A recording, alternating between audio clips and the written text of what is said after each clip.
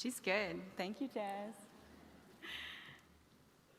I am so honored to be here today to speak at this year's commencement.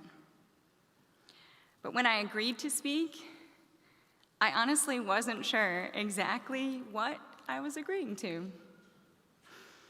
I thought at most, stand up and thank those who provided me the opportunity to dig deep and to be thoughtful. But I've recently been working to just say yes. And because of that, I accidentally agreed to delivering this commencement address.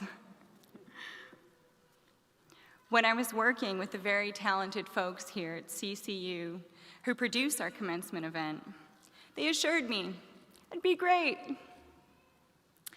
And then they proceeded to tell me about former speakers, including South Carolina's poet laureate, an Olympic athlete, college deans, historians, and little old me. Like you, I too am celebrating this monumental day, the culmination of several years' commitment toward formal education.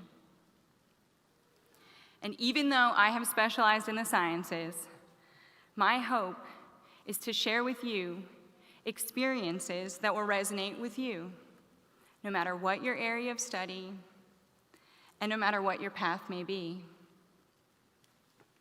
So many of the greatest parts of my life have happened when I acted on impulse and just said yes to opportunities that I probably didn't stop to fully consider.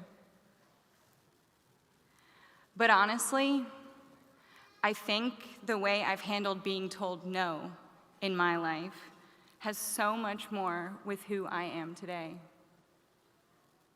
So this talk is not about career highlights. Instead, it's about what happened in between the highlights. Those are the experiences that truly define me.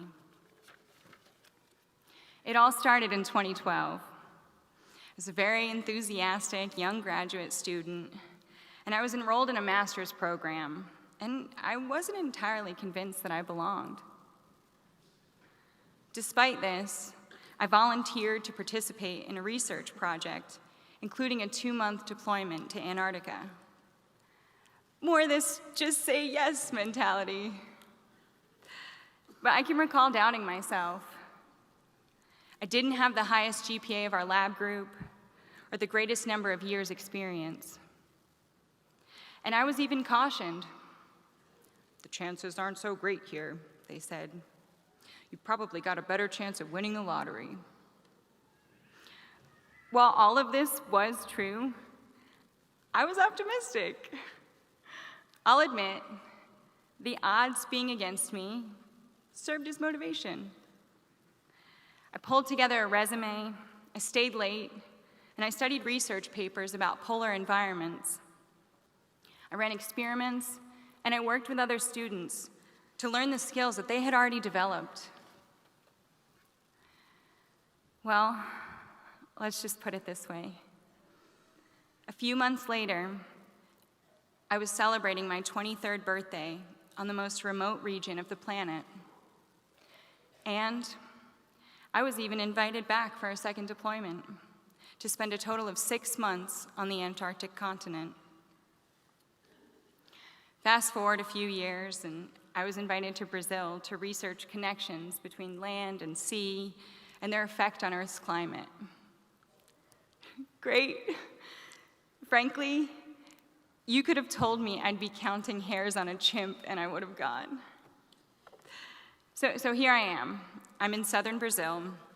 I'm representing Coastal on this international expedition. I am collaborating with researchers from all over the world. About a week into it, we'd been working all day, and our host planned a dinner at a local restaurant. This was important because we were breaking bread together. We were connecting, becoming more of a team. So in the spirit of conversation, I was talking about how much I enjoy working on the ocean. That's when a senior researcher jumped into the conversation. Women should not work on ships because they are distracting to the men on board.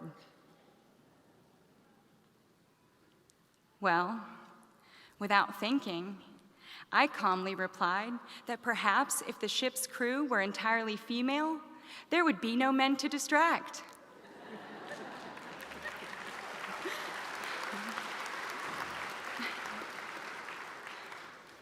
As the story goes, I went on to spend over 150 days at sea.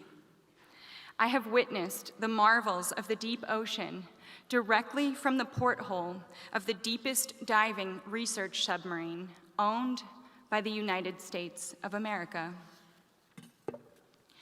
I have been fortunate to accomplish something that I was told half of the global population was not able to access. If I had listened that evening in Brazil, I would not be able to state my occupation proudly today. I am an oceanographer. And the truth is, there are so many examples of this. When I was trying to decide where to continue on for my doctoral degree, I consulted with a lot of people whose opinions I value. An overwhelming majority told me that earning all 3 college degrees from the same institution would be a mistake. So, in keeping with my apparently chronic disregard for politely ignoring the naysayers in my life, I entered CCU's Ph.D. program as the first ever student.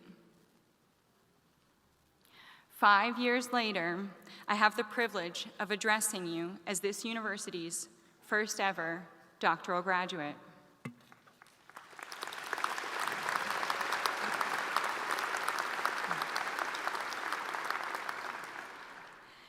And probably because of the opportunity I have been afforded here at CCU, I was recruited for an incredible job. Today, I am proud to share with you all that I have accepted a position to serve this country in the intelligence community concerning matters of national security.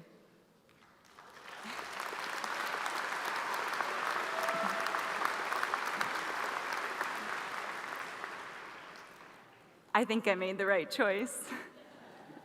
But to be honest, I am lucky. I have had the privilege of incredible travel and experiences during my studies here at CCU. But I also believe that it's more than luck. That if we say yes to the opportunities that scare us, we grow. And we surprise ourselves. And maybe that if we politely ignore the no, when it's something we feel strongly about, then we can't not act on it. We've got to try. Whatever you are, put it out there, because it's better than good enough. It's exactly what the world needs.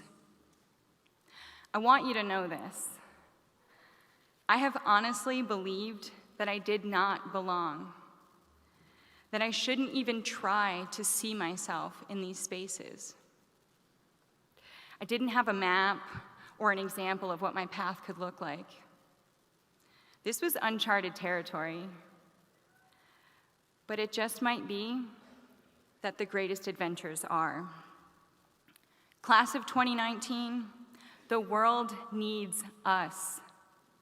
When we see all of the accomplishments out there, people who appear to be well along on their career paths, it's easy to be intimidated.